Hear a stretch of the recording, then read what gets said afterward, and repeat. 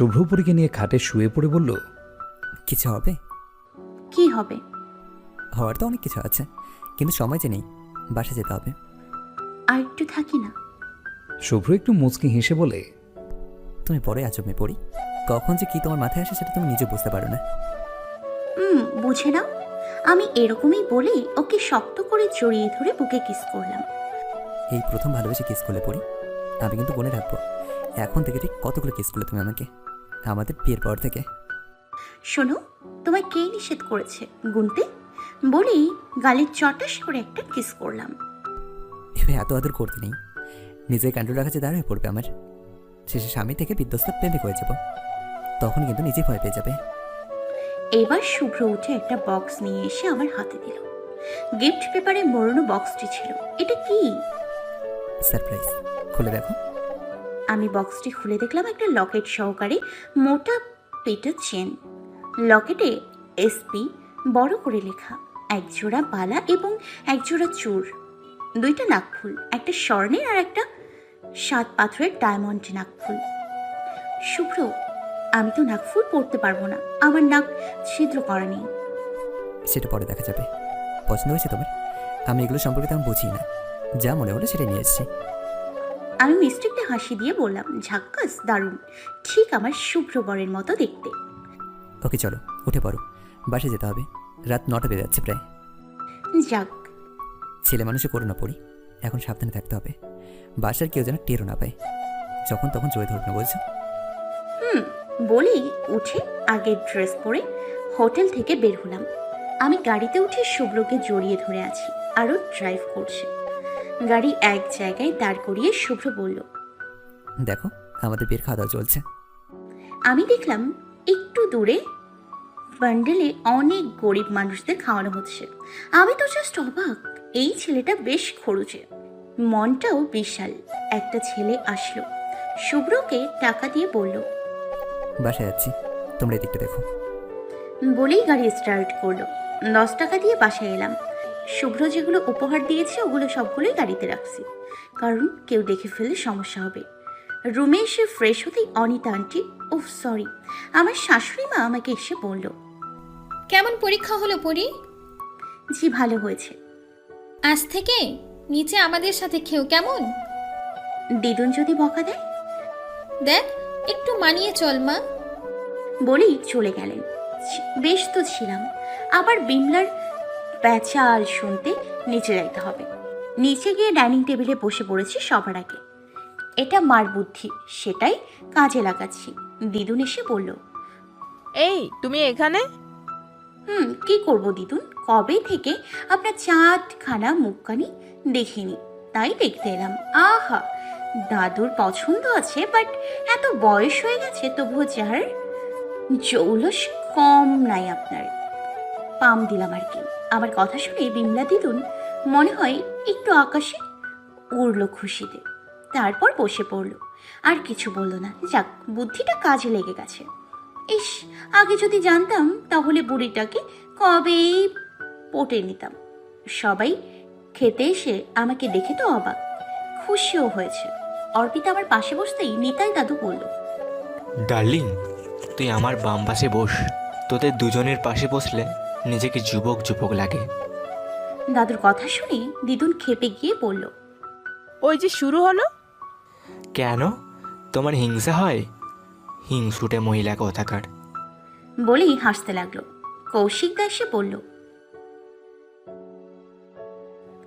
বলেই ওনার পাশে বসলো। শুভ্র এসে আমাকে দেখে ইশারা করে বলল, এখানে তুমি? আমি চোখ নাচিয়ে একটা মুচকি হাসি দিলাম শুধু। খুব মজা করে সবার সাথে খাবার খেয়ে রুমে এসে প্রশ্নের বিফ কোয়েশ্চেন মেলাতে লাগলাম। রাত 12টা বাজে, তাই উঠে ঘুমানোর প্রস্তুতি নিতেই শুভ্র কল শুরু হলো ওর দুষ্টুমি। হ্যালো। পড়ি, ছাদে আসো। ঘুমোবো, যেতে পারবো না। তুমি ছাদে কেন? একটা চাঁদ দেখে মন পড়ছে না, আরেকটা চাঁদ দেখতে যাচ্ছে মন। চাক, আমি যেতে পারবো না বলেই কল কেটে দিলাম।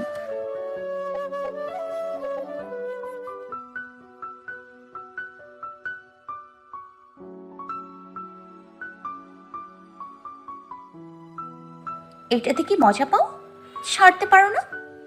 পরি, ওটা তোমার আগে আমার জীবনে এসছে, তাই ওকে যদি ছেড়ে দিই তাহলে তো তোমাকে ছেড়ে দেবো, তাই না? জি না, খারাপ জিনিসের কোনো সময় লাগে না। তাছাড়া এই নেশা থেকে কিন্তু বউয়ের ঠোঁটের নেশা অনেক জোস, তুমি জানো সেটা? কীভাবে জানবো বলো? বউ তো আজ অব্দি আমাকে টোটে কিছুই করলো না, তাহলে জানবো কীভাবে? বলি, সিগারেটটা আমার হাতে থেকে নিয়ে আবার খেতে লাগলো। শুভ্র, ফেলে দাও বলছি। বলি, আবার টান দিতেই সিগারেটের ছ্যাঁকা আমার হাতে লাগতেই আমি হাত সরিয়ে নিলাম।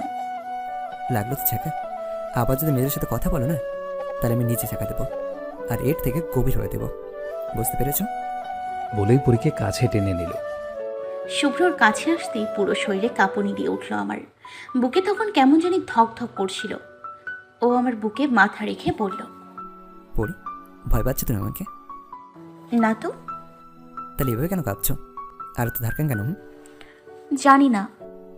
ওকে, জানতে হবে না, চলো নিচে যাবো, অনেক রাত হয়েছে, ঘুমাবে এবার। না, ঘুমাবো না বলেই অন্যদিকে মুখ করে দাঁড়িয়ে রইলাম। শুভ্র এসে এক হাত আমার পেটে আর এক হাত ঘাড়ে রেখে বলল, পরি, তোমার মতলব কি বলো তো? কিছু না। কিছু তো অবশ্যই। না, কিছু না, চলো ঘুমাবো বলে ওকে নিয়ে নিচে নেমে আসলাম। বাসার সবাই ঘুমিয়ে পড়ছে, তাই কোনো সমস্যা নেই দুজন একসাথে থাকতে।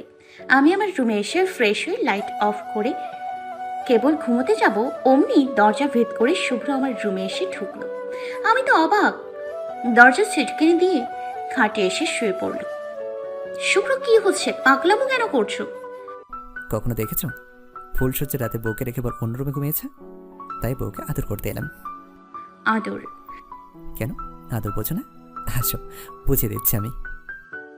লাগবে না, তুমি যাও তো, কাল সকালে তোমার অফিস আছে। তুমি জানো পরি, আমি কত রাত জেগে কেঁদেছি। রাতে 1 ঘন্টা ঘুমাতাম না, আবার সকালে অফিসে যেতে হতো, তাই অভ্যেস হয়ে গেছে এখন না ঘুমানোর। ওর কথা শুনে চুপ করে রইলাম। পরি, বলো।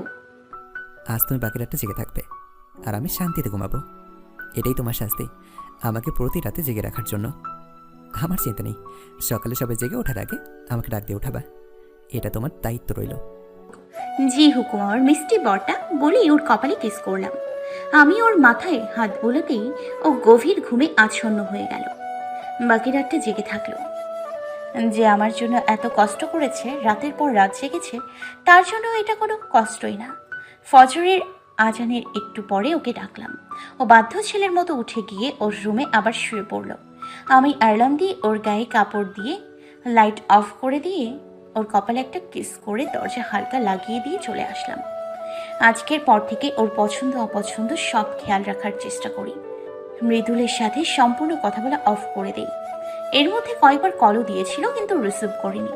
প্রথম পরীক্ষার পর 3 দিন ছুটি ছিল, তারপর আবার আজ পরীক্ষা। বসে পড়ছিলাম, এমন সময় শুভ্র এসে বলল। পরি, শুনছো? আমি মুখ তুলে ওর দিকে তাকিয়ে একটা হাসি দিয়ে মাথা ঝাঁকালাম। ও এসে বলল, পরি, গাড়ি নিয়ে যাও, আমি সব বলে দেবো ড্রাইভারকে। কে? বলেই আমার হাতে কিছু টাকা দিয়ে বলল, ফোন নিয়ে যাবে, পরীক্ষা শেষে একবারের উপর যেন দ্বিতীয়বার ফোন দিতে না হয়। আমি গাড়িতে যাব না শুভ্র, রিকশায় যাব। আমার গাড়ি ভালো লাগে না। ও কিছুক্ষণ চুপ থেকে বলল, ওকে। আমার কাছে এসে কপালে কিস করে বলল, ভালো করে পরীক্ষা দিও, এর মধ্যে প্রথমবার কল দেবো, বুঝেছো? কল রিসিভ করতে যেন মিস না হয়। বলেই চলে গেল। আমি আবার পড়ার প্রতি মনোযোগ দিলাম। 12টার দিকে একবার শুভ্র কল দিল। ওর সাথে কথা বলে হালকা খাবার খেয়ে মাকে বলে বের হলাম বাসা থেকে। এক্সাম হলে এসে দেখি বিদ্যুৎ আমাকে দেখে মুচকি হাসি দিয়ে বলল, কিরে পড়ি, কত টাকার বিনিময়ে নিজেকে বিক্রি করিস প্রতিদিন? আমি এর থেকেও বেশি দেব, আসবি আমার কাছে। বিশ্বাস কর, খুব আদর দেব, জীবনেও ভুলতে পারবি না। কি বলিস? মাথা ঠিক আছে তোর? আমার মাথা ঠিকই আছে। গত পরীক্ষায় অত দামি কারে বৃষ্টির মধ্যে চড়ে কই গেলি? কি ভাবছিস আমি বুঝি না সব? বেহায়া মেয়ে কোথাকার। আমি চুপ করে থাকলাম, কিছু আর বললাম না, কারণ ও চোটে আছে, যে কোনো সময় ও সিন ক্রিয়েট করতে পারে। পরীক্ষা শুরু হওয়ার 15 মিনিট আগে স্যার এসে খাতা দিল। সব ফর্মালিটি পূরণ করতেই কোয়েশ্চেন দিল। আজও ভালোই হয়েছে প্রশ্নগুলো, বলেই লিখতে শুরু করলাম। 1 ঘন্টা যাওয়ার একটু পর হঠাৎ একটি স্যার এসে আমাকে দাঁড়াতে বলল। আমি বললাম, স্যার এনি প্রবলেম? এই মেয়ে, উঠতে বলেছি তুমি উঠবা, এত কথা বলো কেন? আমি উঠে দাঁড়াতেই আমার পেছনের বেঞ্চি থেকে 2টা নকল বের করে বলল। এটা কি? আমি নকলগুলো দেখে স্তব্ধ হয়ে গেলাম, কারণ আমি নকল করিনি। তাহলে আসলো কোথা থেকে? পুরো রুমের স্টুডেন্টরা আমার দিকে তাকিয়েছিল। আমি লজ্জায় বললাম, স্যার এটা আমার না। এই মেয়ে, তোমার কাছ থেকে পাওয়া গেছে আর বলছো এগুলো তোমার না? আমি পেছন দিকে তাকিয়ে দেখি আদিবা মুচকি মুচকি হেসেই যাচ্ছে। আমার আর বোঝার বাকি রইল না এটা ওদের কাজ। আমি রেগে বললাম, স্যার আমি নকল করিনি। এতে স্যার আরো রেগে গিয়ে বলল, স্যারকে রাগ দেখাও? একটা সিগনেচার তোমার লাইফ বরবাদ, বুঝেছো? স্যার আমি নকল করিনি বলছি তো, বলেই কাঁদতে লাগলাম। স্যার এবার আমার খাতা নিয়ে সোজা চলে গেল এবং নকল সহ আমার খাতা স্টেপলার করে দিল। ওকে আজ বহিষ্কার করেই ছাড়বো। বুঝলাম সব বিদ্যুতের কাজ। আজ যদি ফাঁদে ধরা পড়েছি আর রক্ষে নেই। পুরো রুমে নোটিশ চলে আসলো একটা ছাত্রী বহিষ্কারের খবর। আমি কাঁদতে কাঁদতে বাইরে এসে দাঁড়িয়ে রইলাম, প্রচুর ঘাবড়ে গিয়ে। আমার হাত পা কাঁপছে। শুভ্রর কথা মনে পড়তেই চট করে শুভ্রর কাছে কল দিতেই কান্না করতে লাগলাম। পড়ি, তোমার না হলে থাকার কথা, তুমি এই সময় কল কেন দিচ্ছ আর কাঁদছো কেন তুমি? আমাকে বহিষ্কার করেছে শুভ্র, বলেই কাঁদতে লাগলাম। এই, তুমি কপি টপি করতে যাওনি তো? তাহলে বাসায় চলে আসো। পরীক্ষার চিন্তা বাদ দাও। পড়াশোনা রাগ করে কপি করে সব শেষ করে দিয়েছো, আর আমি এখন কল দিচ্ছ। বাসায় ব্যাক করে তাড়াতাড়ি। না শুভ্র, আমি কিছু করিনি, ওরা প্ল্যান করে সব করেছে, বলে কান্নায় ভেঙে পড়লাম। আমার শিক্ষা জীবনের লাইফ শেষ। হোয়াট? ওকে কেঁদো না, আমি আসছি, জাস্ট ওয়েট করো। বলেই কল কেটে দিয়ে শুভ্র অফিস থেকে বের হলো। এক্সাম হলে তো থমথমে একটা ভাব চলছে। একটা স্যার এসে বলল, এখানে নাকি একটা ঊর্ধ্বতম কর্মকর্তা ওয়াইফ এক্সাম দিচ্ছে। তোমাদের মধ্যে কে উনি? ওনার স্ত্রী এখানে আছো? ওরা জানে না সেটা পড়েই ছিল। শুভ্র 20 মিনিটের মধ্যে ভার্সিটিতে চলে আসলো। ওর গাড়ি দেখে গেটে দারোয়ান খুলে দেয় গেট, কারণ এটা সরকারি গাড়ি ছিল, কোনো ঊর্ধ্বতন কর্মকর্তার। শুভ্র পরীকে কল দিয়ে বলল, কোথায় তুমি? পরি বলল, আমি এখানে। বলেই শুভ্রর কাছে যায়। কি হচ্ছে বলো তো? শুভ্র, বলেই সব খুলে বলল পরি, সাথে আবিদার কথাও বলল এবং কাঁদতে লাগলো। এই, একদম সিনক্রেট করবে না এখানে। চলো, কোন রুমে তোমার সিট পড়েছে? পরির সাথে শুভ্র এক্সাম হলে যাওয়ার সময় জেলা প্রশাসককে কল করে ভার্সিটিতে জলদি আসতে বলল। হলে সরাসরি পরীক্ষা ঢুকতেই একটা স্যার বলল, এই মেয়ে, তুমি আবার এখানে এসেছো? শুভ্র এসে বলল, একে কে বহিষ্কার করেছে? একটা স্যার গর্ব করে এসে বলে, আমি করেছি, সব প্রমাণ সহই ওকে বহিষ্কার করেছি। আপনি কে? আপনাকে কি এর জন্য কৈফিয়ত দিতে হবে? সেটা তো দিতেই হবে। একজন এত অনুরোধ করে বলছে যে সে কপি করেনি, তাকে আরও সার্চ করতে পারতেন। সেটা না করে নিজের ক্ষমতার দাপট দেখিয়ে বহিষ্কার করেন কীভাবে? এই মেয়া, তোমাকে সেটার জবাব দিতে আমি বাধ্য নই। এমন সময় শুভ্রর ফোনে কল আসলো। ভার্সিটিতে জেলা প্রশাসক এসে শুভ্রকে কল দিলে উনিকে এক্সাম হলে আসতে বলে শুভ্র। ভার্সিটিতে জেলা প্রশাসকের আসার খবরটা প্রিন্সিপালের কানে যেতেই উনিও এক্সাম হলে চলে আসেন, চোখে মুখে গভীর চিন্তার ছাপ। জেলা প্রশাসক এসে বলল, শুভ্র বলল, শুধু প্রবলেম, মহা প্রবলেম সফিক। শুভ্র সব খুলে বলল। সবাই তো অবাক হয়ে গেল শুভ্রর পরিচয় পেয়ে। স্যার, আপনি সম্মানীয় ব্যক্তি, আপনার অপমান আমি করতে চাই না, কিন্তু আপনি কিসের জন্য যাচাই বাছাই না করে এই কাজটা করলেন? বলেই শুভ্র টেবিলে একটা থাবা দিল। যদি আমার ওয়াইফ কপি করতো তাহলে আমি শুভ্র নিজে ওকে দুটো চড় মেরে বাসায় নিয়ে যেতাম এবং শাসন করতাম, কিন্তু আপনি তো মহা অপরাধ করে ফেলেছেন যাচাই না করে। প্রিন্সিপাল বলল, স্যার, প্রুফ সহ ওকে ধরেছে, সেই ক্ষেত্রে কি করবেন? কিসের প্রুফ আর কতটুকু প্রুফ তা আজ আমি দেখিয়ে ছাড়বো আপনাদের। এবার শুভ্র পরীর হাত ধরে বলল, আবিদাকে? পরি হাত দিয়ে আবিদাকে দেখিয়ে দিল। এতক্ষণ সব কাণ্ড দেখে আবিদা এমনি ভয় পেয়ে গেছে, তার মধ্যে সরাসরি শুভ্রকে ওর কাছে আসতে দেখে বেচারি ভয়ে ও কাঠ হয়ে গেল। এই মেয়ে, সব সত্য বলো, তা নাহলে এমন হাল করব যে সারা জীবন পরীক্ষা হল দেখতে পারবে না। স্যার, আমি কিছু জানি। বলে আবিদা উঠে দাঁড়ালো। প্রিন্সিপাল এসে বলল, দেখুন স্যার, আপনার ওয়াইফকে প্রমাণ সহ বহিষ্কার করা হয়েছে, তাই অন্যের পরীক্ষা দেওয়া নষ্ট করতে পারেন না। এবার শুভ্র বলল, আমি আমার ওয়াইফকে ভালো করে চিনি। ও নিজের স্বার্থে কোনোদিন মিথ্যা বলবে না। তাই কোনো মহিলাকে রাখুন এই মেয়েটাকে সার্চ করার জন্য। প্রিন্সিপাল নির্বাহী ম্যাজিস্ট্রেটের দিকে তাকাতেই উনি ইশারা করে বলল, একটা মহিলা এসে আবিদাকে সার্চ করতেই অনেকগুলো নকলে পুরো পেজ পাওয়া গেল। শুভ্র বলল, পরীক্ষার খাতা নিয়ে আসুন। একজন একটু পর খাতা এনে দিল। সব মিলিয়ে দেখে ওগুলো আবিদার সব।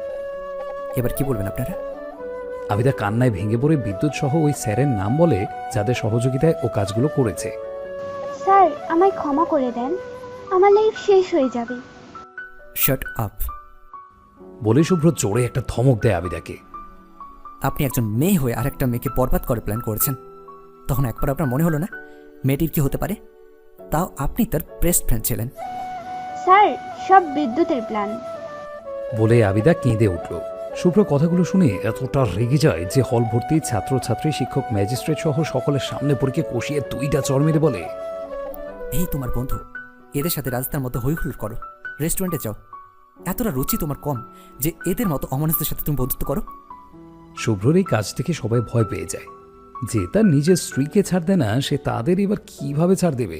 শুভ্র প্রিন্সিপালের কাছে এসে বলল, আমার ওয়াইফকে রেখে যাচ্ছি, ওকে পরীক্ষা কীভাবে দেওয়ান সেটা আপনাদের বিষয়। আর রাজনীতি শিক্ষা দেন, তাই না?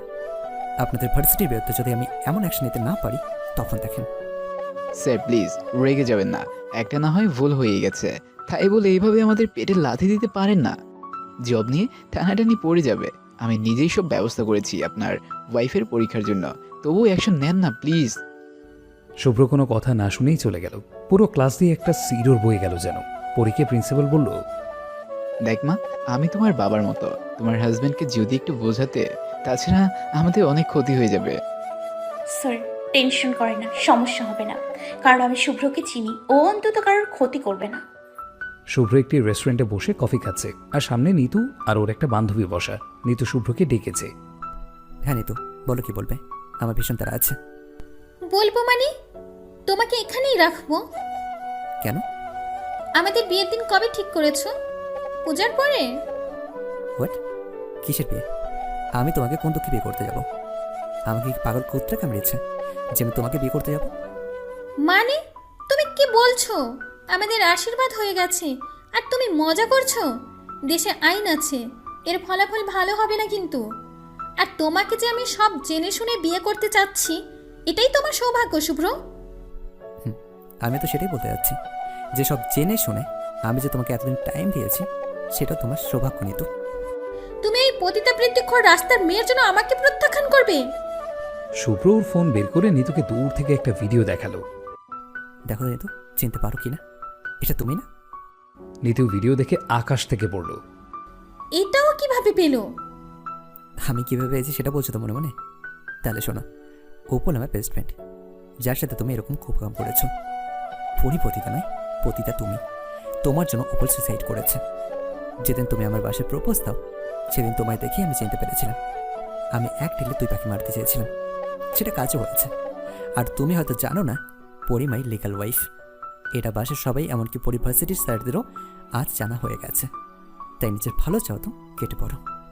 বলেই শুভ্র উঠতেই নিতু বলল, শুভ্র, আমি তোমাকে ভীষণ ভালোবাসি। নিতু, আমিও পরীকে ভীষণ ভালোবাসি। তোমারটা স্বার্থ আর আমারটা নিঃস্বার্থ ভালোবাসা। তোমার জন্য পরীকে, মানে আমার বউকে অনেক কষ্ট দিয়ে ফেলেছি, তাই বাই বাই। আর যদি আইনের কথা বলো তাহলে আমি বলবো ওটা ভুলে যাও। ছোটবেলা থেকে আমি আমার বাসায় আইন চর্চা দেখে আসছি, তাই লিমিট ক্রস করো না। বাই। পরীক্ষা শেষ করে আজ জলদি বাসায় আসলাম। বাসায় ঢুকতেই মা বলল, পরি, শুভ্র নিতে চাইনি তোমায়? না আন্টি, হয়তো কাজে আটকা পড়েছে বলি রুমে এসে ফোন অফ করে দরজা লাগিয়ে দিলাম।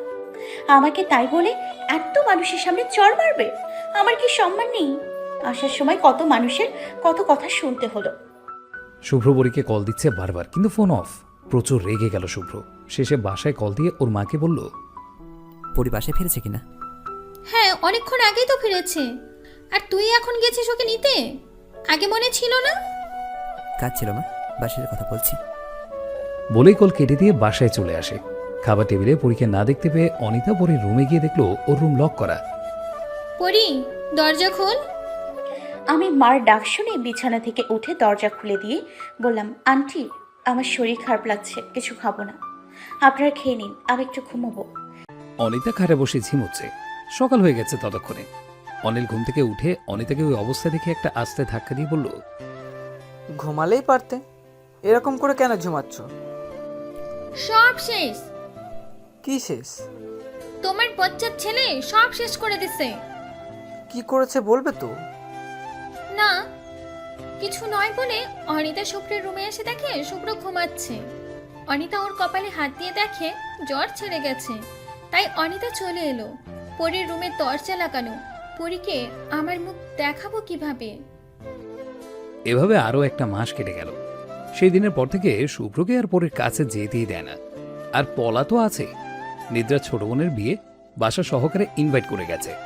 নিদ্রা আরও 3 দিন আগেই চলে গেছে। আজ নিদ্রার বোন নিশার গায়ে হলো, তাই সবাই রেডি হচ্ছে ওদের বাসায় যাওয়ার জন্য। শুভ্র ছুটি নিয়েছে। আমি যাব না, তাও জোর করে নিয়ে যাচ্ছে। আমার এগুলো তেমন ভালো লাগে না। কি আর করা, বাধ্য হয়ে লাগেজ গুছিয়ে রেডি হয়ে বসে আছি। কাজের লোকগুলো আমাদের সবার লাগেজ গাড়িতে তুলে দিল। আমি কি একটা গাড়িতে বসলাম, কিন্তু মা আমাকে তার কাছে নিয়ে বসালো। সন্ধ্যার দিকে বাসায় গিয়ে পৌঁছালাম। আমি গিয়েই রুমে ধপ করে শুয়ে পড়লাম। পরী, তোমার কি খুব কষ্ট হচ্ছে? হচ্ছে তো, কিন্তু কি বলি ওনাকে? না না আন্টি, ঠিক আছে আমি। নিদ্রা আপু এসে বলল, কি পড়ি, কখনো হিন্দু রীতিতে বিয়ে দেখেছো? না আপু। তাহলে দেখো কতটা মজা হয় এসব বিয়েতে। চলো রেডি হও, আমাদের সবাইকে যেতে হবে আবার কই যাব? কমিউনিটি সেন্টারে। ওখানে সবাই একসাথে বর বয়ে গায়ে হলুদ হবে। শুভ্র এই ড্রেস তোমায় দিতে বলেছি, এটা পরে নাও। আমি ড্রেসটা নিলাম। নিদ্রা আপু চলে গেল। দরজা বন্ধ করে ড্রেস চেঞ্জ করে আয়নার সামনে দাঁড়ালাম। হলুদ লেহেঙ্গা, স্টোনের কাজ করা, বেশ দারুণ দেখতে। ম্যাচ করা হলুদ রেশমি চুড়ি, ভারী গহনা ম্যাচিং করা। একটা পার্স, খোপায় বাঁধার জন্য গাঁদা বড় বড় ফুলের মালা, সব ম্যাচিং করা একদম। শুভ্র এগুলো কবে কখন কিনলো, বেশ চয়েস বলতে হবে। এমন সময় কেউ নক করলো। দরজা খুলে দেখি অর্পিতা, সেই সাজ দিয়েছে। দারুণ লাগছে মেয়েটাকে। অর্পিতা আমাকে খোপা বেঁধে এই ফুলগুলো পরে দাও তো। ওকে, দিদি বলেই কাজ করতে লাগলো। অর্পিতা, শুভ্র কই? জানি না, দিদি আসার পর থেকেই দেখি নাই। খোপা বেঁধে দিয়ে বলল, দিদি তোমাকে সেই লাগছে। ধুর, আমি তো মেকআপ সুন্দরী আর তুমি ন্যাচারাল। তুমিও। তারপর সবাই রেডি হয়ে কমিউনিটি সেন্টারে সবাই চলে গেলাম। লোকের ওকারণ্য দেখছি। দুপক্ষের একসাথে অনুষ্ঠান, এই প্রথম নিজের চোখে দেখলাম। সারা জীবন আলাদা আলাদা দেখে আসছি। সব কিছু পারফেক্টভাবে সাজানো গোছানো। রাত 9টা শুরু হয়ে গেছে অনুষ্ঠান। মস্তি, বর বউকে হলুদ মাখানো, নাচ গান, সব কিছু হাই স্পিডে গান চলছে। আর আমার মাথা ব্যথার পরিমাণ বেড়ে যাচ্ছে। উফ, কি অসহ্য ব্যথা। পরীকে এক জায়গায় বসে থাকতে দেখে কৌশিক এগিয়ে এসে বলল, পরি, তোমার কি শরীর খারাপ? না না, আমি ঠিক আছি। বেশি খারাপ লাগলে বলো, তোমাকে কষ্ট করে এখানে থাকতে হবে না। আচ্ছা। কৌশিক নিদ্রাকে গিয়ে বলল, পরি মনে হয় এগুলোতে অভ্যস্ত না, ওকে একটু টাইম দিও। বলেই চলে গেল কৌশিক। নিদ্রা এসে বলল, এই পড়ি, এখানে বসে আছো কেন? চলো আমার সাথে। ওই যে বাবু আমার হাত ধরে স্টেজে টেনে নিয়ে গেল। সবার সাথে কয়েকটা পিক ওঠাতে বললো। কি আর করার, দাঁড়িয়ে গেলাম। নিদ্রা শুভ্রকে স্টেজে আসতে বলল। এই প্রথম আমি আর শুভ্র একসাথে পিক ওঠালাম সবার সামনে পাশাপাশি দাঁড়িয়ে। শুভ্র একদম আমার কাছে এসে দাঁড়িয়ে গেল। কি ম্যাডাম, পরিবেশটা কেমন লাগছে? অন্যদিকে তাকিয়ে শুভ্রকে দেখে আবার চোখ জুড়িয়ে গেল। দারুণ লাগছে, মন চাইছে বারবার প্রেমে পড়তে। পড়ি, ও তো শুধু তোর, তাহলে এত অধৈর্য কেন? মনে মনে কথাটি বলে আবার ওর দিকে তাকালাম। না, সে তো আমার দিকে ফিরেও তাকায় না। মনে হয় আমাকে চিনেই না। দূর, ভালো লাগে। অর্পিতা এসে আমাকে হাত ধরে টেনে নিয়ে বলল, চলো এক জায়গায়। কই যাব? আরে চলো না। বলে আমাকে টেনে বাইরে আনলো। একটা ফুচকার দোকান, সেখানে ইচ্ছে মতো সবাই ফুচকা খাচ্ছে। দিদি আমরাও খাবো, চলো। অর্পিতা, আমার ফুচকা খেতে ভালো লাগে না। চটপটি হলে খাইতাম, তাও সুস্বাদু হলে। তাছাড়া তোমার দাদা যদি আমাদের দেখে এত ছেলে মেয়েদের ভিড়ে, তাহলে একটা থাপ্পড়ও মাটিতে পড়বে না, সব গালে পড়বে। তাই চলো এখান থেকে। দেখ, কৌশিকদা বা শুভ্রদা কেউ নেই, সবাই কাজে ব্যস্ত। আজ তো আমরা শুধু এনজয় করব। বলেই ও ফুচকার অর্ডার পরি দিদি, এই প্রথম তোমাকে দেখলাম যে ফুচকা খায় না। দিল। আমি দাঁড়িয়ে আছি আর অর্পিতা তৃপ্তি সহকারে ফুচকার মুখে পড়ছে। কোথায় থেকে কৌশিক দাস এসে পড়ল। অর্পিতা, এখানে কি করছিস? অর্পিতা আর আমি ভয়ে শেষ। বকা দেয় নাকি আল্লাহ জানে। দাদা, একটু খেয়েই চলে যাচ্ছি। জলদি যা, শুভ্র দেখলে তোদের খবর আছে। ওকে। শুভ্র দেখলে কি হবে অর্পিতা? দাদা এভাবে সবার মাঝে খাওয়া পছন্দ করে না। ও, কিন্তু শুভ্র তো এদের দেখে ফেলেছে। অর্পিতা না হয় ছোট, কিন্তু পড়ি ওইখানে কেন আসলো? বলেই কাছে এলো শুভ্র। কয়েকটা ছেলে এদের দুজনের অনেকগুলো পিক তুলছিল। শুভ্র সেখানে গিয়ে ওদের হাত থেকে মোবাইলটা কেড়ে নিয়ে দেখলো অর্পিতা আর পরের অনেকগুলো পিক। এই, তোমরা এই কাজগুলো কেন করো? মার করার কি খুব শখ তোমাদের এই এতগুলো মানুষের সামনে? শুভ্র সব পিক ডিলিট করে দিয়ে বলল, আশেপাশে যেন তোমাদের না দেখি। এবার ভদ্রভাবে বললাম, পরের বার অন্তত ভদ্রতা থাকবে না। অর্পিতা, মাই সিস্টার, মজা করে ফুচকা খাচ্ছিস? অর্পিতার খাওয়া যেন বন্ধ হয়ে গেল। ও ভয়ে শেষ। আমি বললাম, ফুচকাই তো খাচ্ছ, কি হয়েছে? কিছু না মামা, ফুচকা দিন 2 প্লেট, একদম কড়া স্পাইসি, মানে খুব ঝাল। অর্পিতা যা বোঝার বুঝে গেল। ভয়ে চোখ মুখ শুকিয়ে গেল। আজ কি হতে চলেছে? নাও, দুজনে শুরু করো। কেন? আমাদের খাওয়া শেষ, তুমি অর্ডার করছো, তুমি খাবে। এই, তোরা দুজনের রাস্তা কেন বের হয়ে আসিস? অনুষ্ঠানে কি আর নিরজ্জের মতো কেউ আসছে এখানে? ছেলেদের দেখতে আসছিস না? আজ তোদের দুজনের জন্মের মতো ফুচকা খাওয়ার স্বাদ মেটেছে। বলেই জোরে একটা ধমক দিল। সবাই আমাদের দিকে তাকিয়ে হাসছে আর আমরা দুজনে শুভ্রে ধমকে ফুচকা গেলছি। আমার ঝাল খাওয়া কোনো ব্যাপার না, কিন্তু এটা মনে হয় বিন্দু ঝাল, অত্যন্ত তীখা ঝাল। অর্পিতা তো শেষ। চোখ নাক দিয়ে অঝরে পানি পড়ছে। দাদা, আর কোনোদিন হবে না, এবারের মতো ছেড়ে দাও। অর্পিতার মাফ হলেও আমার আর মাফ হয়নি, কারণ আমি মুখে মুখে তর্ক করেছি। এজন্য আমিও রাগের চোটে খাচ্ছি, কোনো টু শব্দ করছি না, জাস্ট চোখ আর নাক দিয়ে পানি পড়েই যাচ্ছে। শেষে শুভ্রই ভয় পেয়ে গেছে আমার কাণ্ড দেখে। টাকা মিটিয়ে আমার হাত ধরে টেনে ভেতরে আনলো। আর যেন বাড়ি যেতে না দেখি। বলেই শুভ্র চলে গেল। পরি দিদি, তোমার কষ্ট হচ্ছে বলে অর্পিতা কাঁদতে লাগলো। এই বোকামি, আমি ঠিক আছি বলে দুম করে চুপ হয়ে গেল। কারণ ভেতরে যা হচ্ছে সেটা আমিই জানি। জিহ্বা আর পেট দুটাই জ্বলে যাচ্ছে। একটু দূরে থেকে শুভ্র আমার দিকে তাকিয়ে বলল, ভাঙবে তো মস্কাবে না। বলেই চলে গেল। অর্পিতা গিয়ে টপাটপ মিষ্টি মুখে পড়ছে আর আমি পানি খাচ্ছি, কারণ আমি মিষ্টি একদমই খেতে পারি না। লাস্টে আমি আর সহ্য করতে না পেরে গিয়ে কৌশিকদাকে বললাম আমার শরীর খারাপ করছে। কৌশিকদার সব ব্যবস্থা করে দিল। আমি নিদ্রাপুদের বাসায় এসে একটা রুমের ভেতর ঢুকে শুয়ে পড়লাম, কারণ ঝালে আমার পেট ব্যথা করছে প্রচণ্ড। শেষে কাঁদতে লাগলাম। কিছুক্ষণ পর শুভ্র রুমে ঢুকেই বলল, কি কেমন লাগছে? বরের মুখে মুখে তর্ক করবে না সবসময়, ওকে? শুভ্রকে দেখে আমি লজ্জায় চুপ। কই, আমার তো কিছু হয়নি, আমি বেশ আছি বলেই পাশ ফিরে কাঁদতে লাগলাম নিঃশব্দে। শুভ্র চলে গেল। আমারও মনে যত গালি বকা ছিল সব একসাথে ছাড়তে লাগলাম।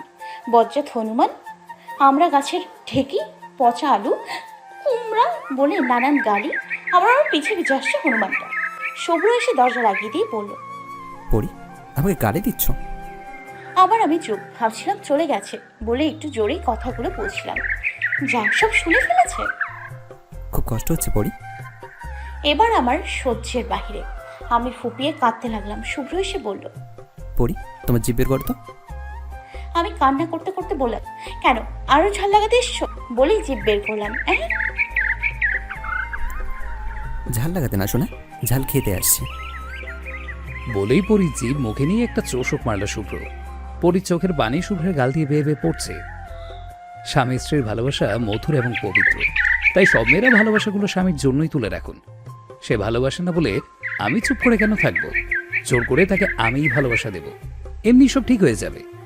পরি চট করে নিজেকে সামলিয়ে বলল, ঝাল কমাতে আসছো না উত্তেজনা বাড়াতে আসছো বলেই ফোপাতে লাগলাম। শুভ্র কিছুক্ষণ চুপ করে থেকে আমার কাছে এসে লেহেঙ্গাটা একটু নাভির নিচে নামিয়ে দিয়ে পেটে আইস প্যাক দিল। ও পুরো পেটে আইস প্যাক ম্যাসাজ করে দিচ্ছে আর আমি চোখ বন্ধ করে শুয়ে আছি। বেশ আরাম লাগছে। শুভ্র বলল, জানো পরি, যদি তোমার খুব কষ্ট হয় না তাহলে প্রিয় কোনো কাজে মতো থাকবে, তাহলে ওই সময়টা তুমি আর কষ্টের কোনো কিছু অনুভব করবে না।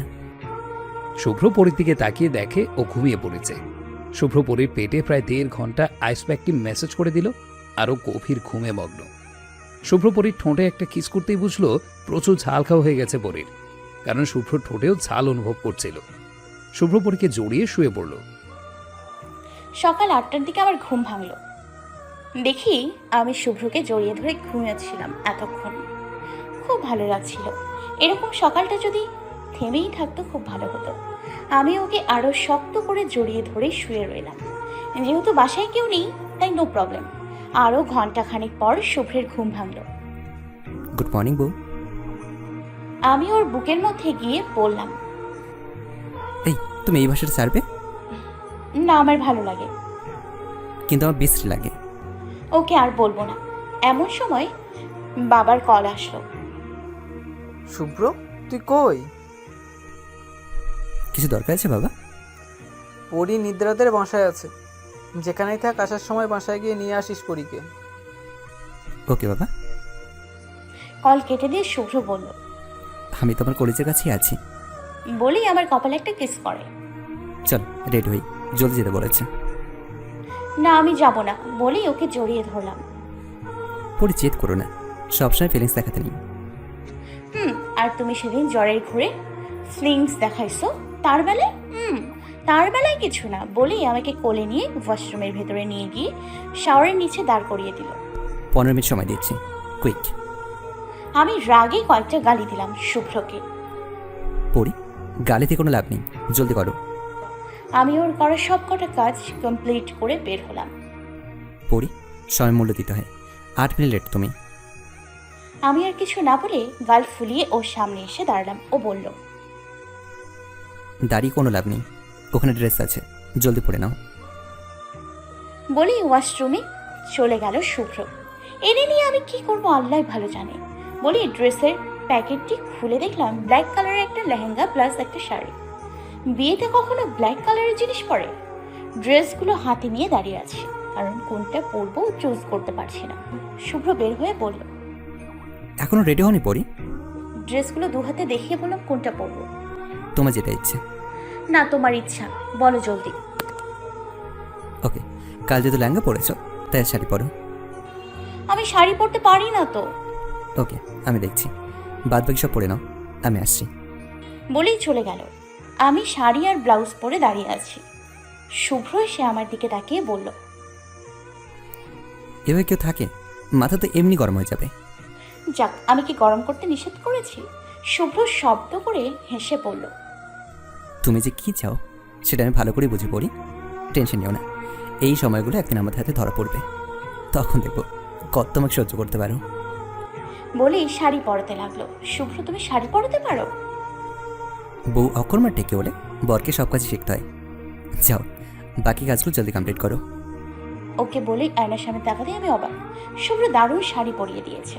আমি শুভ্র বলেই পেছন দিকে তাকাতেই ও বলল, অবাক আর কিছু নেই, আমি জানি আমার বউ শাড়ি পরতে জানে না, তাই নেট থেকে শিখে নিয়েছি। আমি একটা মুচকি হাসি দিয়ে জুয়েলারিগুলো পরতে লাগলাম। মেকআপ বক্স হাতে দিতে, পরি, নো মেকআপ। আমি একদম মেকআপ পছন্দ করি না, তাই কোনো কিছু ব্যবহার করবে না, বুঝেছো? ওকে। আমি সব কমপ্লিট করে পেছন ফিরে দেখি শুভ্র ব্ল্যাক শেরওয়ানি, যার উপর গোল্ডেন কাজ করা, আর সুতি পাজামা যার গোল্ডেন প্যারের নকশা রয়েছে। জাস্ট ওয়াও লাগছে। আমি বললাম, বেশ লাগছে তোমাকে শুভ্র। শুভ্র শুধু একটা মুচকি হাসি দিয়ে বলল, আর আমার বউকে পেঁচির মতো লাগছে, যাকে বলে ব্ল্যাক পেঁচি। পরি, তুমি আবার আমার ঘাড়ে কামড় বসে না? আমি চুপ করে গেলাম। সবাই আমার চেহারার কত প্রশংসা করে, কিন্তু শুভ্রকে কোনোদিন করতে দেখলাম না। অদ্ভুত লাগে বিষয়টা। পেঁচিটা তো আমারই। বলে আমাকে নিয়ে ডাইনিং রুমে এসে বলল, নাস্তা করে নাও। তুমি? টাইম নেই পড়ি, তুমি জলদি কেন? আমি একটু সিদ্ধ ডিম নিয়ে ওর মুখে পুড়ে দিয়ে আমিও নিজে একটা খেয়ে দেন দুজনেই জুস খেয়ে বাসা থেকে বের হলাম। শুভ্র কাজের লোককে চাবি দিয়ে বের হয়ে গাড়িতে উঠে গাড়ি স্টার্ট দিল। 15 মিনিটের মধ্যে পৌঁছে গেলাম। তখন দুপুর 12টা বেজে গেছে। শুভ্র আমাকে বলল, মায়ের পাশে পাশে থাকবা, কোথা যেন যেতে না দেখি। বলেই চলে গেল অন্যদিকে। আমিও ওর কথা মতো মার কাছে গেলাম। মা আমার দিকে তাকিয়ে বলল, কি লাল বেনারসি পড়তা? আমি চুপ করে আছি। আমার চুপ করা দেখে বলল, সমস্যা নেই, এটাতেও তোমায় খুব ভালো লাগছে। আমি মার কাছে কাছে আছি। মা বলল, যাও, ওইদিকে সবাই মজা করছে, তুমিও করো। না ঠিক আছে, আমার এখানেই ভালো লাগছে। অনিতাও বেশ খুশি পরীর সাথে সব সময় আছে বলে। অনিতার সাথে পরীকে সবসময় দেখে একজন বলল, অনিতা, মেয়েটা কে? মা চট করে বলে দিল, শুভ্রের বউ। আমি মার দিকে, মা আমার দিকে তাকালো। মা চোখ নামিয়ে নিল। হয়তো মার মুখ ফসকে কথাটা বের হয়ে যাবে, সেটা মা নিজেও ভাবেনি। শুভ্র কবে বিয়ে করলো? বলে আমার দিকে তাকিয়ে বলল, এই মেয়ে তোমার শীতেতে সিঁদুর নেই কেন? আজকালকার মেয়ে তাই সিঁদুর দেয় না কাকিমা। আমি বা শুভ্র কেউ কিচ্ছু বলি না, যে যার মতো থাকুক। সুন্দরী বৌমা পাইছো, তা যা ইচ্ছে তাই করলেও কিছু বলো না দেখছি। স্বামীর চিহ্ন ধারণ করবে না তাই বলে?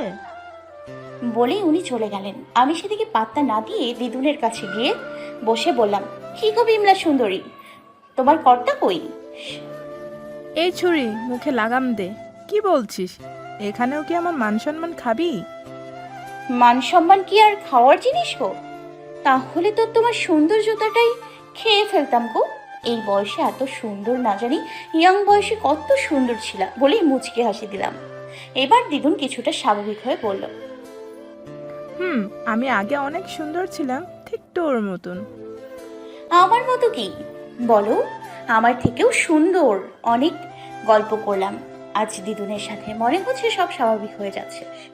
শুভ্রর কথাই ঠিক, সময় একদিন ঠিক হয়ে আমার হাতে ধরা দেবে। বিয়ে শেষ হতে হতে রাত 8টা বেজে গেল। আমি বুঝি না কয়েকদিন থেকে আমার শরীর কেন জানি খারাপ লাগছে, দুর্বল হয়ে পড়ছি। শুভ্র এসে অনিতাকে বলল, মা কাল আমার অফিসে আছে, আমি বাসে যাব, তোমরা ধীরে সুস্থ আসো। আর পরীকে নিয়ে গেলাম, ওর খুব শরীর অসুস্থ। অনিতা কি জানি ভেবে বলল, দাঁড়া, পলাকেও সাথে নিয়ে যা। উনি গিয়ে কি করবে মা? যা বলছি তাই কর। বলেই পলাকে ডেকে শুভ্রদের সাথে পাঠিয়ে দিল। শুভ্র তো রাগে গজগজ করতে গাড়িতে উঠল। এর পেয়েছেটা কি? বইয়ের সঙ্গে একটু সময় কাটাবো, তার সাথে সিসিটিভি ক্যামেরা পাঠিয়ে দিয়েছে, যত সব। পরী আর পলা পেছনে বসলো আর শুভ্র ড্রাইভ করছে। শুভ্রের তো মনে হচ্ছে এই মহিলাকে চন্দ্রের দেশে রেখে আসে। রাত 12টার পর বাসায় আসলো ওরা। এর মধ্যে পরী ঘুমিয়ে পড়েছে। শুভ্র গাড়ি থেকে নেমে এসে দেখে পরী ঘুমিয়ে পড়েছে। শুভ্র পরীকে কোলে নিতে পলা বলল, শুভ্র, তুমি দিন দিন খুব খারাপ হয়ে যাচ্ছ, কিন্তু আমি পরীকে ডেকে দিচ্ছি। এবার শুভ্র চটে গেল। একদম চোখ গরম করে পলার দিকে তাকাতেই পলা চুপ। শুভ্র পরীকে নিয়ে সোজা ওর রুমে ঢুকতেই পলা দৌড়ে এসে বলল, শুভ্র, পরীকে তোমার রুমে কেন ঢুকাচ্ছ? শুভ্র কোনো কথা না বলে পরীকে শুয়ে দিয়ে বাইরে এসে বলল, আপনার সমস্যাটা কি? আমার বউ আমি যেখানে খুশি যেভাবে রাখি, আপনার কি তাতে? শুভ্র, পরীকে ওর রুমে দিয়ে আসো বলছে। তাছাড়া বৌদিকে কিন্তু কল দেবো এক্ষুনি। দেখো বৌদি তখন তোমার কি হাল করে। এবার শুভ্রের বাঁধ ভেঙে গেল ধৈর্যের। পলা আন্টি, যদি আজ এই কথাগুলো তুমি কাউকে বলেছো না, তাহলে তোমাকে আমি খুন করবো, বুঝেছো? এবার পলা কিছুটা ভয় পেয়ে বলল, মায়ের সামনে মিউ মিউ করো আর আমাকে হিংস্র হুঙ্কার শোনাচ্ছ। হুঙ্কার শোনাচ্ছি না, করে দেখাও, বুঝলেন? ভালো জানতো কোনো কথা নাই। বলেই পলার মুখের উপর দরজা বন্ধ করে দিল শুভ্র। পলাও ভয় আর কোনো কথা না বলে রুমে চলে আসে ওর। শুভ্র রুমে এসে বলল, এই মহিলা আমাকে পাগল করে ছাড়বে। শুভ্রের চিৎকার শুনে আমার ঘুম ভেঙে যায়। কি হয়েছে শুভ্র? এবার শুভ্র কিছুটা শান্ত হয়ে বলল, কিছু না, সরি, তোমার ঘুমটা ভাঙিয়ে দিলাম। সমস্যা নেই। বলেই ওয়াশরুমে গিয়ে ফ্রেশ হয়ে আমার রুমে গেলাম। সব কিছু চেঞ্জ করে আবার শুভ্রের রুমে এসে দেখি ও ওয়াশরুমে। আমি সোজা গিয়ে খাটে শুয়ে পড়লাম কম্বল মুড়ি দিয়ে। কিছুক্ষণ পর শুভ্র বের হয়ে এসে আমাকে দেখে বলল, শরীর কি খুব খারাপ লাগছে পরি? না, জার্নিতে জাস্ট একটু ক্লান্ত লাগছে। শুভ্র আর কিছু না বলে চেঞ্জ করে এসে বলল, কিছু খাবার পড়ি, খাবার নিয়ে আসবো? না, আসার সময় তো খেয়ে আসলাম, পেট ভরাই আছে বলে চোখ বন্ধ করলাম। শুভ্র লাইট অফ করে দিয়ে আমার কাছে এসে শুয়ে পড়ল। শুভ্র আমাকে জড়িয়ে ধরতেই কেমন যেন শিহরণ হলো আমার শরীরে। আমি শুভ্রকে জড়িয়ে ধরে কয়েকটা শব্দ করে কিস করলাম ওর বুকে। পড়ি, নো দুষ্টুমি, তোমার শরীর খারাপ, লক্ষ্মী মেয়ের মতন ঘুমিয়ে পড়ো। না, ঘুমাবো না বলেই আবার কিস করলাম। শুভ্র লাইট জ্বালিয়ে চট করে আমার বুকের উপর উঠে পড়ল। পড়ি, তোমার সমস্যা কি বলো তো? কাল আমার অফিস আছে, আমাকে ঘুমাতে দিবা? আমার ভালো লাগছে না এসব, কাল থেকেই একই রকম ব্যবহার করছো তুমি। কেন? আমি শুভ্রর কথা শুনে ওকে ধাক্কা দিয়ে নামিয়ে পাশ ফিরে শুইলাম। শুভ্র যা ধারণা করেছে সেটা যদি হয় তাহলে পরের শরীর খুব খারাপ। এখন যদি ওর কাছে যায় তাহলে বেশ সমস্যা হবে, তাই নো রিস্ক। Permanently sorry. আমি পাশ ফিরে কাছি, ওর কাছে পার্মানেন্টলি না থাকতেই এরকম ব্যবহার। পড়ি, কান্না বন্ধ করবা, আমাকে ঘুমাতে দাও। এই কথা শুনে আমি চট করে উঠে পড়লাম। থাকবো না এখানে, আর কার জন্য থাকবো? সেই আমার সাথে এরকম ব্যবহার করছে, কি করে থাকি এখানে? ওর সাথে সাথে আমাকে এক টান দিয়ে ওর বুকের মধ্যে জড়িয়ে নিয়ে বলল, এত রাগ যে আমাকে ছেড়ে চলে যাচ্ছ? আমি কিছু বললাম না, চুপ করে গাল ফুলে বসে রইলাম। কি হলো, কথা বলবে না শুনে? শুভ্র, আমরা এরকম আর সময় পাবো না হয়তো। কথাটি বলেই ওর দিকে তাকালাম। সেটা পরে দেখা যাবে, ঘুমায় এখন। বলে আমার কপালে কিস করে ও চোখ বন্ধ করলো। কি আর করা, আমি ওর বুকেই ঘুমিয়ে পড়লাম। পলা অনেকক্ষণ পর শুভ্রের দরজার সামনে দাঁড়িয়ে বোঝার চেষ্টা করলো শুভ্র পরীর সাথে জোর জবরদস্তি করছে কিনা। কোনো সারা শব্দ না পেয়ে পলা চলে গেল আর মনে মনে বলল, দাঁড়াও না বাছা, তুমি পলার সাথে লাগতে আসছো? তোমার জন্ম আমার সামনেই হয়েছে শুভ্র। বৌদিকে দিয়ে এমন তোমার ব্যবস্থা করব যে বারবার পরীর কাছে আসার ভীমরতি তোমার ছুটিয়ে দিব। আর এই কাজ যদি না করতে পারছি তো আমার নাম পলা না। ভোরের আজানের শব্দেই ঘুম ভেঙে গেল আমার। শুভ্র ঘুমিয়েছিল তখনও। আমি ওয়াশরুমে গেলাম, দেন ফ্রেশ হয়ে অজু করে আসলাম। শুভ্রের গায়ে হাত বোলাতে বোলাতে আস্তে শুভ্র শুভ্র বলে ডাকলাম। বলে চোখ খুলল। শুভ্র পরীকে দেখে বলল, কিছু বলবা? বলেই পাশ ফিরে আবার শুলো। শুভ্র, ওঠো, আমার সাথে নামাজ পড়বে, আসো। এত সকালে আর একটু ঘুমাই না? না, একদম বাহানা করবা না। বলেই ওর গা থেকে কম্বল কেড়ে নিয়ে বললাম, এক্ষুনি মানে এক্ষুনি উঠবা। একদিন না যেতে আমাকে শাসন করছো পড়ি? হ্যাঁ, জলদি ওঠো, আমি ওয়েট করছি তো। পরীর কথা শুনে শুভ্র উঠে ওয়াশরুমে গেল এবং ফ্রেশ হয়ে উজু করে এসে পরীর সাথে সালাত আদায় করে আবার শুয়ে পড়ল। শুভ্র শুয়ে পড়লে আমি একটু বাইরে গেলাম, কেউ ওঠেনি এখনো। তাই আমাদের জন্য 2 কাপ কফি বানালাম এবং রুমে চলে আসলাম। এসে দেখি মহাশয় এখনো পড়ে পড়ে ঘুমোচ্ছে। এসিটা অফ করে জানলাগুলো খুলে দিলাম। চিন্তা করছি ওকে ডাকবো কিনা, ঘুমোচ্ছে তো। কিছুক্ষণ পর শুভ্র জেগে উঠে বলল, পড়ি, এসি কেন অফ করছো? আমার গরম লাগছে তো। কম্বল গায়ে দিয়ে কেন এসি চালাও? অপচয় করতে নেই, জানো না? পরে তোমার লেকচার শুনিও, প্লিজ এখন একটু এসিটা দাও। বলেই শুভ্র চুপ করে পাশ ফিরে শুয়ে পড়লো। কি আর করা, সব জানালার ঠাই বন্ধ করে এসি অন করে ওর পাশে বসলাম। কফি আর আমাদের কারোর খাওয়া হলো না। সকাল 8টার দিকে আবার ওর গায়ে হাত বুলিয়ে দিয়ে আস্তে আস্তে করে ডাকলাম। শুভ্র চোখ খুলে পড়ল। পড়ি, তোমার ঘুম থেকে একজনকে ডাকার স্টাইল কিন্তু একদম আলাদা। এভাবে কেন? কারণ একজন মানুষ যখন ঘুমোয় তখন তাকে তাড়াহুড়ো করে ডাকলে তার ব্রেনে প্রবলেম হয়, তাই এভাবে ডাকা। বাহ, আমার বউ দেখে অনেক বুদ্ধিমান সম্পন্ন। শুভ্র সব ব্যাপারে ফার্স্ট, কোনো অলসতা ওর মধ্যে নেই। এই ব্যাপারটা আমার খুব ভালো লাগে। শুভ্র ওঠে গোসল করে ওয়াশরুমে চলে গেল। আমি কফির কাপ 2টা নিয়ে নিচে আসতেই পলা আন্টি বলল, পরি, শুভ্র কি তোমার সাথে খারাপ কিছু করেছে গতকাল রাতে? না তো পলা আন্টি, আপনি এমন কথা বলছেন। না, ও তোমাকে ওর রুমে নিয়ে গেল তো তাই। ও, নাস্তা রেডি করেছেন? পরীর ভাবসাব ঠিক ঠেকতেছে না পলার। ব্যাপার কি, যে মেয়ে ওকে দু চোখে দেখতে পারে না সে এত তার কেয়ার কেন করছে? শুভ্র গোসল সেরে রুমে এসে অফিসে যাওয়ার জন্য রেডি হয়ে নিচে এসে দেখলো পরী সব নাস্তা রেডি করে দিচ্ছে। কি করছো? আমি শুভ্রের দিকে না তাকিয়ে বললাম, কাজ করছি শুভ্র। শুভ্র এসে চেয়ারে বসে বলল, বাহ, এত নাস্তা তুমি বানিয়েছো পরি? আমি বেশ লজ্জা পেয়ে গেলাম। না মানে পলা আন্টি বানিয়েছে শুভ্র। পরি, তুমি কি একটু রান্না করতে পারো না? একটু একটু পারি, তবে সব না। ওকে, মা ফিরলে মার কাছ থেকে শিখে নেবা। আর হ্যাঁ, আজ তুমি রান্না করবা, যেরকমই হোক না কেন। পলা আন্টির কাছ থেকে বা কারো কাছ থেকে সাহায্য নেবে না। আমি লাঞ্চ টাইমে পাশে খেতে আসবো কিন্তু। ওকে, ট্রাই করব। খারাপ হলে কিন্তু আমার দোষ নেই, আগে থেকে বলে রাখছি। আচ্ছা, যেমন পারো করো। বলেই পরীকে নিয়ে নাস্তা সেরে শুভ্র অফিসে চলে গেল। পরি, তোমার ভাবসা ভালো ঠেকছে না কিন্তু। শুভ্র তোমার কাছে এত প্রিয় কবে থেকে হলো? জানি না আন্টি, মনে হয় ভালোবেসে ফেলেছি শুভ্রকে। বলি, রান্নাঘরে এসে বিভিন্ন জিনিস জোগাড় করতে লাগলাম। পরি, আমি রান্না করছি, তুমি বসে বসে দেখো আমার রান্না। না আন্টি, ও বললো না আমাকেই রাখতে হবে। মাটন, ডাল, সবজি, ভাত, ইলিশ ভুনা আর সালাদ বানালাম। জানি না ওর কেমন লাগবে। সব রেডি করে গোসল দিয়ে নামাজ পড়ে শুভ্রর জন্য অপেক্ষা করতে লাগলাম। 1:30টার দিকে শুভ্র আসলো। দেন ফ্রেশ হয়ে খাবার টেবিলে এসে খাবারগুলো দেখে বেশ খুশিই হলো। বাহ, ভালোই তো রান্না করেছো। আমি বললাম, তোমার ভালো লাগলেই আমি সার্থক। শুভ্র খাইতে বসে শুধু শুষিয়ে শুষিয়ে খাচ্ছে আর একটু পর পর পানি খাচ্ছে। শুভ্র ঝাল কি বেশি হয়েছে? আমি তো ঠিকঠাক ঝাল দিছি, তাহলে কেন এমন করছে? একটু পর শুভ্রের মুখ লাল হয়ে গেল আর কপালের রগগুলো নীল হয়ে গেল। পরি, ফ্রিজ থেকে মিষ্টি নিয়ে আসো তো। আমি দৌড়ে মিষ্টি নিয়ে এলাম ফ্রিজ থেকে। শুভ্র মুখে মিষ্টি পুড়ে আমার দিকে তাকিয়ে একটা মিষ্টি হাসি দিয়ে বলল, তুমি জানো না আমি একদমই ঝাল খেতে পারি না। আমি যা ঝাল করার আমার বর ঝালই খেতে পারে না। ভাবা যায় এগুলা? সরি, আমি জানতাম না। আর ভুল হবে না এবার থেকে। দেখো পরি, আমি কখনো মিথ্যে প্রশংসা করি না, একদম মুখে বলে দিই।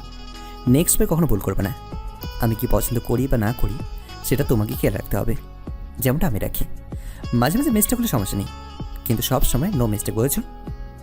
আমি চুপ করে থাকলাম, কারণ আমি জানি শুভ্র যতটা আঘাত করে তার থেকে 1000 গুণ ভালোবাসা দিয়ে ভরিয়ে দেয়। এই গুণটাই সব থেকে বেশি পছন্দ আমার। তাই ও প্রশংসা না করলেও আমার যায় আসে না। ওকে বলে খেতে লাগলাম আমি। শুভ্র আমার খাওয়া দেখছে, বেচারা খেতে পারছে না একদমই। শুভ্র, আমি তো রান্নাতে কম ঝাল দিছি, আমি এর থেকেও বেশি ঝাল খেতে পারি। এই জন্যই তোমার ঘরে একটু বুদ্ধি নেই পরি, শুধু ভুল ডিসিশন নাও। কি ভুল ডিসিশন নিলাম আমি? আগে খাওয়া কমপ্লিট করো, তারপরে তর্ক করতে এসো। লাউ ঠেলা তর্ক করলাম কেমনে? শুভ্র আর কোনো কথা না বলে উঠে গিয়ে ফ্রিজ থেকে দই নিয়ে আসলো আর সেটা দিয়ে বাকি ভাতটা খেয়ে বলল, এবার পারফেক্ট। শুভ্র তো দেখছি পাক্কা মিষ্টি খোর। খাবার শেষ করে উঠতেই শুভ্র বলল, পরি, তোমার ভাষাগুলো একদম বিশ্রী, ওগুলো চেঞ্জ করবে। ভাষাগুলো শুনতে খুব খারাপ লাগে। অর্থনীতি নিয়ে গ্র্যাজুয়েশন করেছো, কিন্তু ভাষার ব্যাপার এরকম তাহলে খুব খারাপ দেখায়। আর আমাদের বাচ্চাও এরকম শিখবে তোমার থেকেই, তাই ভাষার বিকৃতি একদম করবে না। বলে কি একদিন না হতেই এত শাসন? এই পড়ি, তোর কপালে দুঃখ আছে রে। কার পাল্লায় পড়েছিস? আগেই জানতাম শুভ্র কড়া ধরনের মানুষ, কিন্তু এতটা কড়া সেটা জানতাম না। পলা আন্টির ডাক দিয়ে সব গুছাতে বলে নিজের রুমে আসলাম। খাটে বসে ধুমছে গান শুনছিলাম। এমন সময় শুভ্রের মেসেজ, রুমে যেতে বলছে। আমি গান অফ করে শুভ্রের রুমে গিয়ে দেখি ও কি যেন ল্যাপটপে দেখছে আর মুচকি মুচকি হাসছে। আমাকে দেখি চট করে সব কিছু অফ করে দিয়ে আমার দিকে তাকালো। কি দেখছিলাম? না, তেমন কিছু না। বলেই শুভ্র ওয়াশরুমে চলে গেল। আমার মনে সন্দেহ জেগে উঠল, ও আসলে কি দেখছিল। বলেই ল্যাপটপ চট করে খুললাম, কিন্তু বারবার পাসওয়ার্ড যাচ্ছে। ধুর, এখন কি পাসওয়ার্ড আমি কেমনে বলবো? এমন সময় শুভ্র বলে উঠল, সন্দেহ জিনিসটা খুব খারাপ পড়ি, যেটা সংসার জীবনটাকে এক নিমেষেই ফিনিশ করে দেয়। আর তোমার কিছু জানার থাকলে আমাকে বলো, আমি কিছু লুকাবো না তোমার কাছ থেকে। আমার অত্যন্ত লজ্জা লাগলো শুভ্রের কাছে ধরা পড়েছি বলে। পড়ি, রেডি হও, তোমাকে আজকে ডক্টর দেখাবো। তোমার নাকি শরীর খারাপ তাই? কই না তো, আমি বেশ আছি। এত কথা কেন বলো তুমি? যা বলছি তাই করো, জলদি রেডি হও। বাইরে তো প্রচুর বৃষ্টি হচ্ছে, এখন যাও কি ঠিক হবে? আসলে একটা দিন সময় পাইছি, তাই সময় নষ্ট করতে চাচ্ছি না। শুভ্রের পাশে পাশে থাকার বাহানা আর কি। শুভ্র আমার কাছে এসে বলল, 20 মিনিট সময় দিচ্ছি, যাও রেডি হও। ওর ধমক শুনে সুসুর করে আমার রুমে এসে ইচ্ছে মতো গালি দিয়ে রেডি হলাম। সাথে একটা ব্যাগ, এক সেট ড্রেস নিলাম, কারণ আমিও কম না, মনে মনে ফোন দিয়ে এটেছি। শুভ্র গাড়িতে উঠে ওয়েট করছে অনেকক্ষণ থেকে, কিন্তু পরীর আসার নাম নেই। পরীকে রেডি হয়ে নিচে নামতে দেখে পলা বলল, কই যাও পরি? আন্টির শরীরটা কয়েকদিন থেকে খুব খারাপ লাগছে, তাই ডক্টরের কাছে যাচ্ছি। পলা আর কিছু বলল না। আমি গাড়িতে উঠতেই শুভ্র বলে উঠল, তুমি কবে বড় হবে পড়ি? সময় মেনটেন করে চলতে হয়। আর সাথে এত বড় ব্যাগ নিয়েছো কেন? আমি ওর কথায় জবাব দিলাম না। কিছুক্ষণ পর একটা মুচকি হাসি দিয়ে বললাম, তুমি আছো তো, তাই আমার কোনো চিন্তা নেই। শুভ্র আর কোনো কথা বলল না। গাড়ি স্টার্ট দিল, দেন আমরা চলে আসতে লাগলাম। প্রচুর বৃষ্টি হচ্ছে। আমি শুধু একটা প্লেস খুঁজছি আমার প্ল্যান অনুযায়ী। পেয়েও গেলাম। মানুষজন একদমই নেই, কারণ যে কাজ করতে যাচ্ছি গালে 2টা চড়ও পড়তে পারে। তাই নীরব শূন্য রাস্তায় খুঁজছিলাম। শুভ্র শুভ্র শুভ্র শুভ্র গাড়ি থামাও প্লিজ। শুভ্র চট করে ব্রেক কষে বলল। প্রবলেম কি তোমার? আমি ওর কথায় কোনো উত্তর না দিয়ে জোর খুলেই বৃষ্টির মধ্যে দৌড়। অনেক দূর অব্দি চলে এসছে।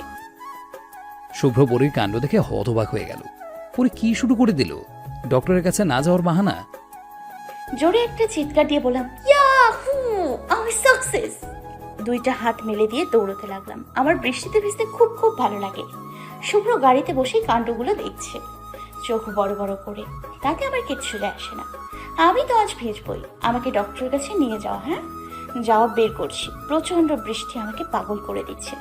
শুভ্রটা থাকলে আরো ভালো হতো, কিন্তু ও গাড়িতেই বসে আছে আর আমাকে দেখছে। অনেকক্ষণ ভিজলাম মনের আনন্দে। শুভ্র জানালার গ্লাস খুলে আমাকে ইশারা করলো ওর কাছে যেতে। আমি দৌড়ে ওর কাছে এসে বললাম, শুভ্র কিছু টাকা দাও তো। কেন? টাকা দিয়ে কি করবা? আমি তো পুরাই ভিজে গেছি, তাই গাড়ির সিট ভিজে যাবে। আমি একটা রিক্সা নিয়ে বাসায় যাব, তুমি বাসায় চলে যাও। পরীর কথা শুনে শুভ্র চোখ গরম করে বলল, থাপ্পড় খাওয়ার খুব শখ উঠেছে না? আমি যদি গাড়ি থেকে একবার বেরোই না, তাহলে কিন্তু তোমার কবলে সেই দুঃখ আছে। শুভ্রর রাগিত চেহারা দেখে কিছুটা ভয় পেয়ে গেলাম। যা বেশি বলে ফেললাম নাকি? থুর, কিসের বেশি বলা? মনে করে শুভ্রর দিকে তাকিয়ে বললাম, ভয় দেখাচ্ছ কেন? ভালোবেসে বলতে পারো না? আবার একটু হেসে বললাম, শুভ্র তোমার রাগি লুকটা জাস্ট ওয়াও। তুমি এত সুন্দর কেন শুভ্র? আমি যত দেখি ততই ফিদা হয়ে যাই। ওহ, আমার বরটা এত কিউট। এই মেয়ে আজ জটবাদি ছাড়বে দেখছি। পড়ি, এক্ষুনি গাড়িতে ওঠো। আমাকে চড়িও না বলছি। এই রে, শুভ্র তো চটে গেছে, তাই সুরসুর করে গাড়িতে উঠলাম। শুভ্র কিছু না বলে গাড়ি ঘোরাতেই ওর হাত চেপে ধরে বললাম, আমি বাসায় যাব না শুভ্র। শুভ্র এবার চটে গিয়ে বলল, সবার সামনে বৃষ্টিতে ভেজা আমি একদম অপছন্দ করি, কারণ সবার সামনে ভেজা শরীরে বেশ খারাপ দেখে তোমাকে। কখনো যেন আর এমন না দেখি, ওকে? আচ্ছা আর করবো না, কিন্তু বাসায় যাব না। বাকিটা সময় তোমার সাথে ঘুরবো। পরিচয় আজ ডাক্তারের কাছে গেল না, সেটার জন্য যে কত বড় মাসুল দিতে হবে সেটাও নিজেও জানে না। শুভ্র কিছু না বলে আবার ড্রাইভ করতে লাগলো। একটা চায়ের টং দোকানের সামনে এসে থেমে ছাতা নিয়ে নেমে গেল শুভ্র। দোকানে কেউ ছিল না, শুধু দোকানে ছিল। কাকা কেমন আছেন? বৃদ্ধ বয়সী দোকানিটা শুভ্রকে থেকে মুচকি হাসি দিয়ে বলল, আরে শুভ্র, ভালো আছি বাবা, তুমি কেমন আছো? জি কাকা, ভালো আছি। 2 কাপ চা দেন, একদম কড়া করে। বলেই পরীকে ইশারা করলো ওখানে যেতে। শুভ্র দোকানের সাথে হেসে কথা বলছে আর দোকানেই চা বানাচ্ছে। আমি দোকানে গিয়ে বললাম, চাচা আমাকে একটা কড়া রং চা দেন, মিষ্টি একদম হালকা। ওরা দুজনেই আমার দিকে তাকালো। আমি কিছু মনে না করে শুভ্রর কাছে গিয়ে বসলাম। আমাকে চা দিতে আমি চা নিয়ে বৃষ্টির মধ্যে দাঁড়িয়ে চা খেতে লাগলাম। অদ্ভুত রকম সুখ। বৃষ্টির ফোঁটায় চায়ের রং ফ্যাকাশে হয়ে যাচ্ছে, তবুও বেশ লাগছে। শুভ্র আর কিছু না বলে চায়ে চুমুক দিল। মেয়েটা কে শুভ্র? আপনার বৌমা কাকা। তুমি কাকা বলো আর মেয়েটা চাচা বলে কেন? কারণ ও মুসলিম, তাই আপনাকে চাচা বলছে। দোকানে চুপ করে গেল।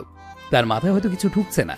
দোকানে বলল, বাচ্চা মেয়ে, তাই ওরকম করছি। শুভ্র চায়ে চুমুক দিয়ে পরীর দিকে তাকালো। সদ্য কুড়িতে পাদাও একটা মেয়ে পরী, যার বাচ্চামো স্বভাব এখনো যায়নি। পরী চা শেষ করে ফাঁকা গ্লাসটা বৃষ্টির পানিতে ধরে আছে। পড়ি, কি করছো তুমি? ঠান্ডা লেগে যাবে তো, এখানে আসো। চায়ের গ্লাসে বৃষ্টির জল জমাচ্ছি শুভ্র, তোমাকে ভিজাবো বলে। তুমি তো ভিজোনি তাই। পরীর কথা শুনে দোকানি উচ্চ স্বরে হেসে উঠল। শুভ্র বেশ লজ্জা পেল। এই মেয়ে, কবে মানুষ হবে তুমি? কোথায় কি বলতে হয় জানো না? আমি দৌড়ে এসে চায়ের গ্লাসটা রেখে দোকানিকে বললাম, শুক্রিয়া চাচা, চাটা বেশ ছিল, আমার খুব ভালো লেগেছে। আমি জলদি গাড়িতে এসে উঠলাম। শুভ্রের মুড ভালো, তাই আর সমস্যা নেই বলেই ব্যাগ থেকে ড্রেস বের করে চেঞ্জ করে নিলাম। ভিজা কাপড়গুলো ব্যাগে রেখে দিলাম। শুভ্র দোকানিকে 500 টাকার একটা নোট দিয়ে বলল, কাকা পুরোটা রেখে দিন। দোকানি শুভ্রের হাত ধরে বলল, বাবা জীবনে আমাকে এত সুন্দর করে শুক্রিয়া বলেনি যে চাচা চাটা বেশ ছিল, আমার খুব ভালো লেগেছে। কথা শুনে আমার মন ভরে গেছে। বাবা, টাকা দিয়ে আমাকে ছোট করো না। তোমরা সারা শুভ্র আর কিছু না বলে ছাতা নিয়ে গাড়িতে এলো। শুভ্র তো অবাক। পরি এর মধ্যে ড্রেস চেঞ্জ করে ফেলেছে, কখন এসে পড়লো? সব তোমার প্ল্যান ছিল তাই না? আমি একটা মুচকি হাসি দিলাম শুধু। পরীর চুল দিয়ে টপটপ করে পানি পড়ছে, যা শুভ্রকে খুব টানছে। শুভ্র একদম পরীর কাছে গিয়ে ওর ঠোঁটের কাছে ঠোঁট আনতেই পরী চোখ বন্ধ করে ফেলে। পরীর নিঃশ্বাস ভারী হয়ে আসছে, সেটা দেখে শুভ্র নিজেকে সরিয়ে নিয়ে গাড়ি ড্রাইভ করতে লাগলো। আমি চোখ খুলে বললাম, শুভ্র দাও না একটা কিস। পরি, আজ তুমি আমার একটা কথাও শুনোনি, তাই আজ তোমার জন্য আমার একটু আদর নেই। শুভ্র আমার ওড়নাটা নিয়ে বলল, চুলগুলো ভালো করে মোছো, চুল থেকে পানি পড়ছে। ধ্যাত্তেরি বলেই চুলগুলো মুছতে লাগলাম। বিকাল হয়ে গেছে, বৃষ্টিও থেমে গেছে। অচেনা একটা জায়গায় শুভ্র আমাকে নিয়ে আসলো। জায়গাটা অনেক সুন্দর। আমি নেমে প্রকৃতি উপভোগ করতে লাগলাম। শুভ্র একটু দূরে গিয়ে ফোনে কার সাথে যেন কথা বলতে লাগলো। আমরা সন্ধ্যা অবধি সেখানে থাকলাম। তারপর শুভ্র আমাকে নিয়ে শপিং করতে গেল। সবার পছন্দ মতো কিনছে, আর আমি বসে আছি পাশে। স্যার, ম্যাডাম কিছু পছন্দ করছেন না যে সব আপনি করবেন? আমার পছন্দ, ম্যাডাম পছন্দ। ওরা আমাকে বলল, খুব সৌভাগ্য করে এমন বর পেয়েছেন ম্যাডাম। কারো বর সময় দিতে চায় না, কিন্তু আপনার বর একদম সব নিজের পছন্দ মতো করে কিনে দিচ্ছে। আমি শুধু শুভ্রের দিকে তাকালাম, আরও এক মনে ড্রেস চুজ করছে। ড্রেস, জুয়েলারি, শু সব ম্যাচিং করে নিল। প্রায় 18 সেট। শুভ্রের জন্য নিল 5 সেট, কয়েকটা আমার সেটের সাথে ম্যাচিং করা। শুভ্র, অর্পিতা মা ওদের জন্যে নিলে হতো না? সেটা তোমাকে বলতে হবে না পরি। 23 সেটের মধ্যে তোমার আমার জন্য 10, বাকিগুলো ওদের জন্য। আমাদের সবগুলো ম্যাচিং করে। যেদিন আমি যেটা পরবো সেদিন তুমি সেদিন ম্যাচিং করে পরবে, ওকে? বাহ, কি প্ল্যান তোমার! ফ্যাশন ডিজাইনার হলে তোমাকে আরো বেশি মানাতো। বলে শুভ্র আমার হাত ধরে নিচে নেমে গাড়িতে উঠে আবার গাড়ি স্টার্ট দিল। ফোনে দেখলাম রাত 10টা বেজে গেছে। শপিং করতে করতে এত রাত হয়ে যাবে বুঝতেই পারিনি। শুভ্র, আমরা কই যাচ্ছি? বাসায় যাব না? না গেলেই দেখতে পারবা। আমি ওর গায়ে হেলান দিয়ে রাস্তা দিচ্ছিলাম। একটা রেস্টুরেন্টে এসে গাড়ি দাঁড় করালো। শুভ্র গাড়ি পার্কিং করে আমার হাত ধরে ওপরে নিয়ে গেল। আমরা গিয়ে এক জায়গায় বসে পড়লাম। অনেক হাইফাই রেস্টুরেন্ট, সব কিছু হাইফাই। শুভ্র খাবার অর্ডার দিল। এবারও ওর পছন্দের খাবার অর্ডার দিল। আমি খালি ওর দিকে তাকিয়ে মহা ভাবনায় পড়ে গেলাম। এতগুলো মানুষের সামনে খাবো কিভাবে? খাবার চলে আসলো। পরি, একদম স্ট্রেস নেবে না, আরামে আস্তে আস্তে খাবা। সমস্যা হলে আমাকে অনুসরণ করো, আমি কীভাবে খাচ্ছি, ওকে? দেখছি আমার প্রবলেম সব বুঝে শুভ্র। আমার খাবার আলাদা কেন শুভ্র? কারণ তুমি ঝাল খাও, যেটা আমি খেতে পারি না, তাই আলাদা। বলে খেতে শুরু করলো। আমি ওকে অনুসরণ করে আস্তে আস্তে খাচ্ছি। এমন সময় শুভ্র বলে কয়েকজন ডেকে উঠল।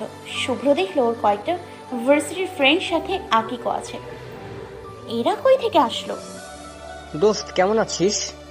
বলেই ওরা কাছে এসে বসলো। আমি চট করে উঠে শুভ্রের কাছে দাঁড়ালাম। শুভ্র কিছু বললো না, আর আমাকে দোস্ত, এটা কি তোর গার্লফ্রেন্ড?